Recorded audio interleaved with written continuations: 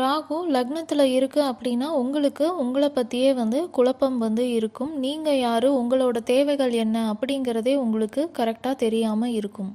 நீங்கள் ரொம்ப புத்திசாலியாக இருப்பீங்க, மேனிப்புலேட்டிவான ஒரு பர்சனாகவும் இருப்பீங்க. நிறைய விஷயத்தில் நீங்கள் உங்களுக்கு முக்கியத்துவம் கொடுக்கறதுக்கான வாய்ப்பும் இருக்குது. உங்கள் வாழ்க்கையில் இருக்கிற ஒரு நபர் உங்களுக்கு கரெக்டானவங்க இல்லை அப்படின்னு நீங்கள் நினைக்கிறீங்கன்னா அவங்கள ஈஸியாகவே துண்டிச்சிருவீங்க வாழ்க்கையை விட்டு. நீங்கள் கொஞ்சம் வித்தியாசமான நபராக இருப்பீங்க. உங்கள் கம்யூனிட்டியை சார்ந்தவங்க மாதிரி நீங்கள் இருக்க மாட்டீங்க. உங்களுக்கு எந்த விஷயம் பிடிச்சிருக்கோ அதை தான் நீங்கள் நம்புவீங்க.